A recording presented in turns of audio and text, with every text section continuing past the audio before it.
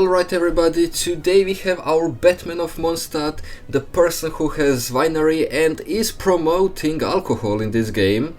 Yup, that's the thing as well. So, Diluc, today we have a guide for him, and the only build that you will want to go for him is going to be a DPS one. So we are going to start with weapons as always, and the best weapons on him are going to be, of course, the crit weapons. He does scale from attack, so he definitely needs attack as well. But I do believe that probably Navia's weapon is going to be the best one on him. Not completely sure, but I think that it is probably the best one. If it is not, if someone has it and has done some tests, well, let me know in the comments. But weapons with crit and attack, if possible, in the substat, well, that's going to be the best option for him, and that's exactly what Verdict from Navia has. So yeah, that's the reason why I believe that it is the best one. And if you don't have the battle pass weapons, let me see, the attack weapons with the attack main stat, I mean, those are going to be the best ones if you're having some troubles of deciding which one are you going to use. You have this one, pyro related reaction, elemental scale damage increased, so this one is going to be good. This is from Natlan. Okay, so those two, you're not going to go with the physical build, so only two weapons are going to work out from the 4 stars. Maybe I'm missing some of the weapons, so I do not know. But these are the answers I can provide for now, so yeah. Today we are going to try him out with the Ethos weapon, but it is not going to be his best, probably not going to be his best weapon. Next on the list, we are going to talk about artifacts. So the best artifact set, which I believe is going to be Crimson, and 70% of people are using Crimson.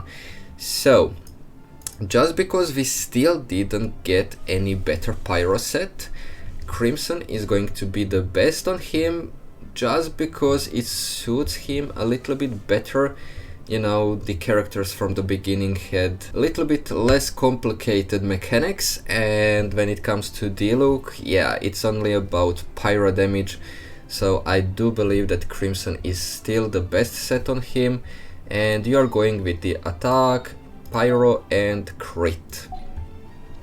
Next one, talents. Now, after 4 years of this game, I finally got him.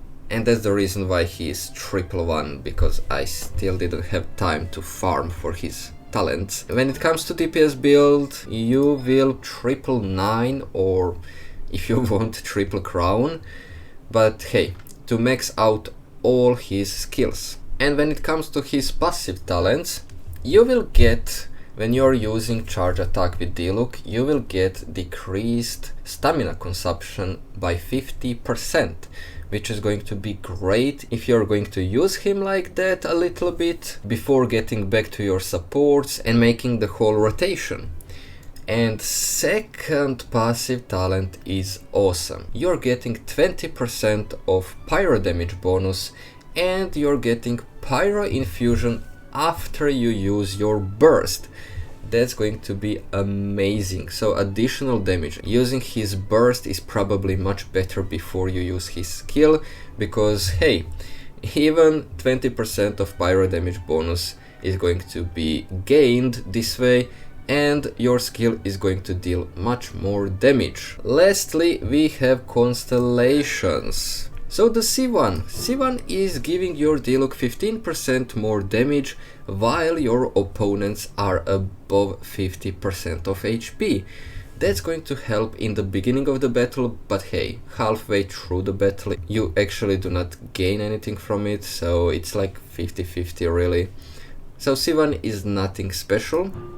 C2, when Diluc takes damage, you're getting 10% of attack and 5% of attack speed, but it is stacking 3 times, which means 30% of attack and 15% of attack speed.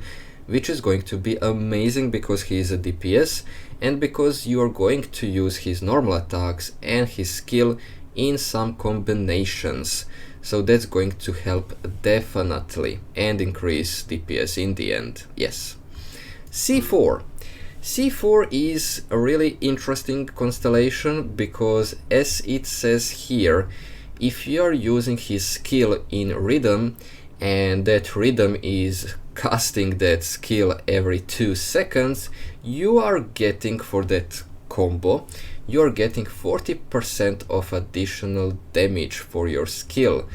And I do believe that it is increasing significantly because, hey, the skill is the one that is dealing the most damage in the end, as I saw when I was watching other videos. So yeah, the skill is getting additional damage and that's going to be great. And the C6, it's kinda connected to C2 and C4 because you're getting additional damage and attack speed that is increased by 30%, but it is now on normal attacks and they are getting infused by pyro because of burst, but still after you are using skill, those 2 normal attacks are getting increased damage.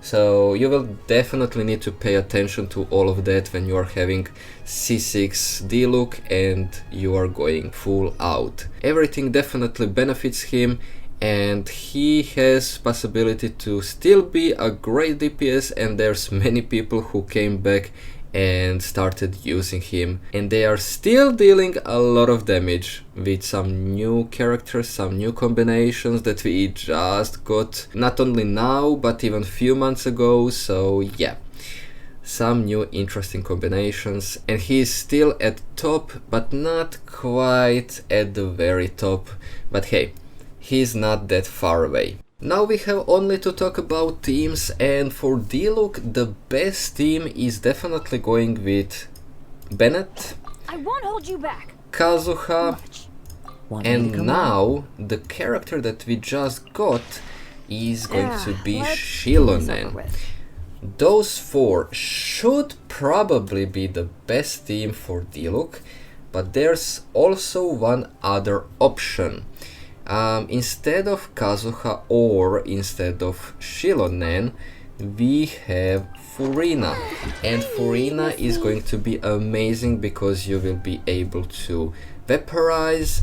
Now you have some other options as well. Shenhe is boosting normal attack, skill and burst, and you're still going to be able to melt.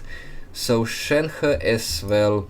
Venti is going to boost you. Because of Ganyu you can still melt, and if you switch weapons with Venti and Ganyu you have some kind of boost as well.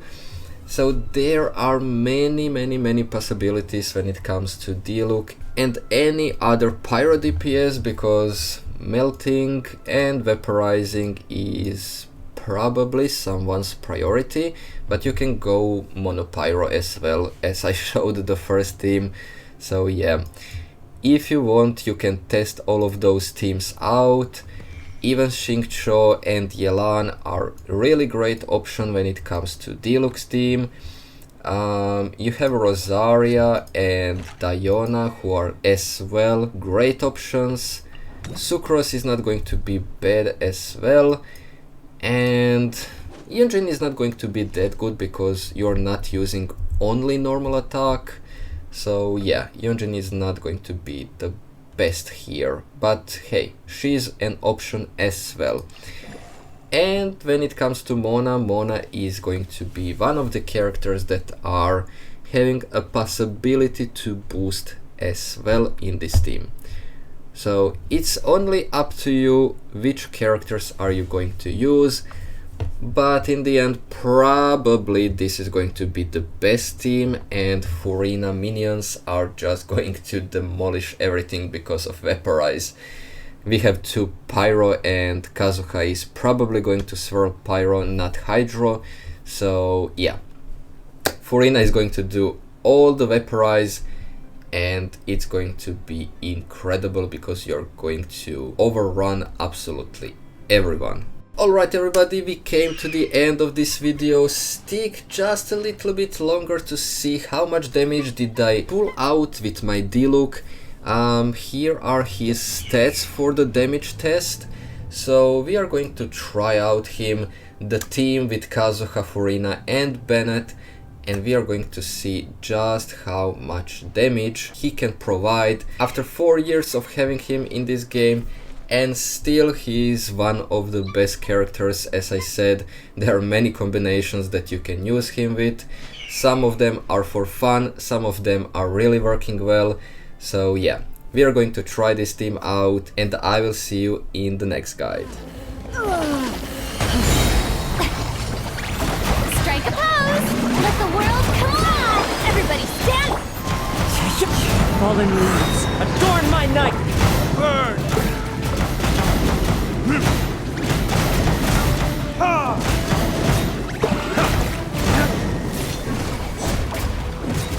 Lightning, obey me!